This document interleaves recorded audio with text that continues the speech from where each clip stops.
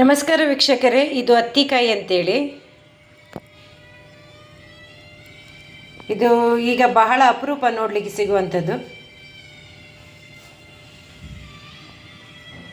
So ಇದರ ಒಂದು ಪಲ್ಯವನ್ನು ನಾನು ನಿಮಗೆ ಮಾಡಿ ತೋರಿಸ್ತೇನೆ. ಮೊದಲಿಗೆ ಈ ಹತ್ತಿಕಾಯಿಯನ್ನು ಸಣ್ಣ ಸಣ್ಣ ಹೋಳುಗಳಾಗಿ ತುಂಡು ಮಾಡ್ಕೊಳ್ಳೋಣ. ಇದು ನೋಡಲಿಕ್ಕೆ ನೋಡಿ ಒಳಗಡೆ ಹೀಗೆ ಇರ್ತದೆ.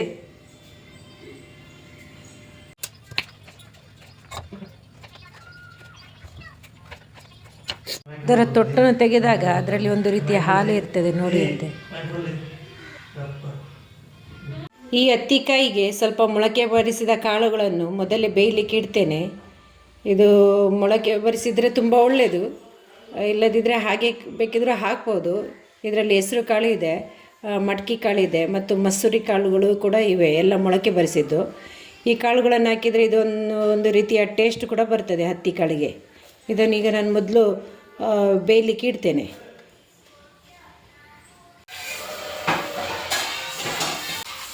ಈ ಕಾಳುಗಳು ಬೇಯಬೇಕಾದ್ರೆ ಸ್ವಲ್ಪ ಉಪ್ಪು ಹಾಕ್ತೇನೆ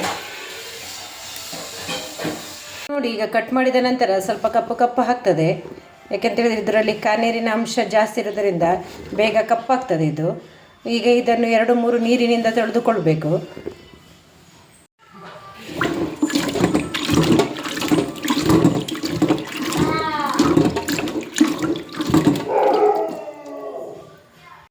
ಈಗ ಇದಕ್ಕೆ ನಾನು ಸ್ವಲ್ಪ ಬಿಸಿ ನೀರನ್ನು ಹಾಕಿ, ಕುದಿಯುವ ನೀರನ್ನು ಹಾಕಿಕೊಳ್ತೇನೆ.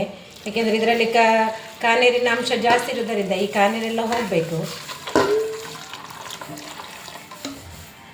ಸೊ ಒಂದು 5 ನಿಮಿಷ ಹೀಗೆ ಇದನ್ನು ಮುಚ್ಚಿಡ್ತೇನೆ. ಕಾಳುಗಳು ಬೆಂದಿವೆ. ಈಗ ಇದಕ್ಕೆ ಹತ್ತಿಕಾಯನ್ನು, ಬಿಸಿ ನೀರಿಗೆ ಹಾಕಿಟ್ಟಿದ್ದಂತಹ ಹತ್ತಿಕಾಯನ್ನು ತೆಗೆದು ಇದಕ್ಕೆ ಹಾಕ್ತೇನೆ ನಾನು.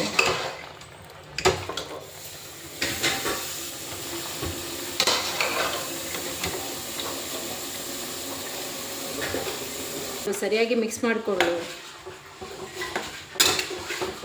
ಇದಕ್ಕೆ ಬೇಕಿದ್ದರೆ ಬೆಲ್ಲವನ್ನು ಕೂಡ ಹಾಕ್ಬೋದು, ಆಪ್ಷನಲ್.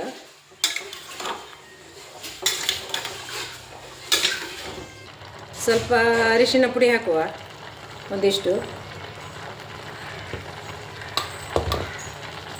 ಒಂದು ಸಣ್ಣ ಟೀ ಸ್ಪೂನಿನಲ್ಲಿ ಚಿಲ್ಲಿ ಪೌಡರ್ ಹಾಕುವ. ನಂತರ ನಾನು ಹುಳಿಯ ಬದಲಿಗೆ ಮೊಸರನ್ನು ತಗೊಂಡಿದ್ದೇನೆ, ಅದು ಸ್ವಲ್ಪ ಟೇಸ್ಟ್ ಇದಾಗ್ತದೆ ಅಂತೇಳಿ. ಇದೆಲ್ಲವನ್ನು ಮಿಕ್ಸ್ ಮಾಡುವ. ಮತ್ತು ರುಚಿಗೆ ತಕ್ಕಷ್ಟು ಉಪ್ಪನ್ನು ಕೂಡ ಹಾಕಿದ್ದೇನೆ ನಾನು. ಇದೆಲ್ಲವನ್ನು ಮಿಕ್ಸ್ ಮಾಡಿ ಬೇಯಲಿಕ್ಕೆ ಬಿಡುವ. ಇದು ಹತ್ತಿಕಾಯಿ ಬೇಗ ಬೇಯ್ದಂತಹ ಒಂದು ಮಸಾಲವನ್ನು ರೆಡಿ ಮಾಡಿಕೊಳ್ಳೋಣ.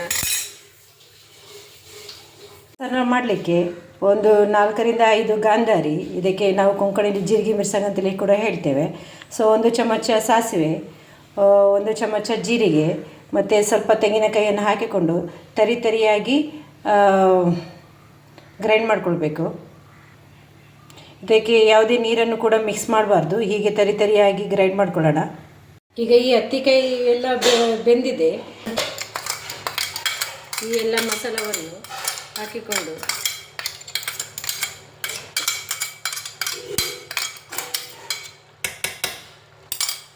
ಸರಿಯಾಗಿ ಮಿಕ್ಸ್ ಮಾಡಿಕೊಳ್ಳುವ.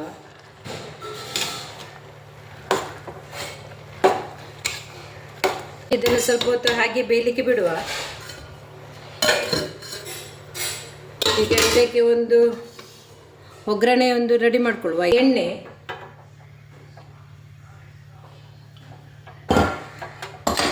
ಸಾಸಿವೆ, ಸ್ವಲ್ಪ ಉದ್ದಿನಬೇಳೆ,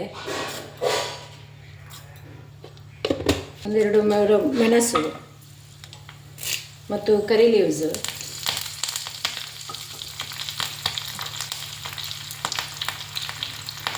ಮತ್ತು 2-3 ತುಂಡು ಗಾರ್ಲಿಕ್ ಜಜ್ಜಿಟ್ಕೊಂಡದ್ದು.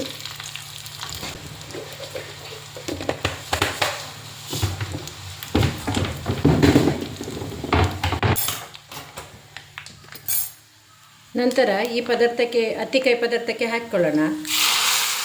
ಹಾಕ್ಕೊಂಡು ಹಾಗೆ 1-2 ನಿಮಿಷ ಮುಚ್ಚಿಡಬೇಕು. ಮಿಕ್ಸ್ ಮಾಡಬಾರ್ದು ಹಾಕಿದ ಕೂಡಲೇ.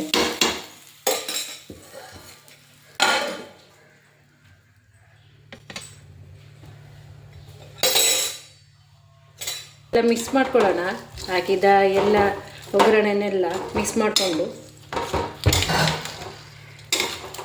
ಒಳ್ಳೆ ಪರಿಮಳ ಬರ್ತಾ ಉಂಟು.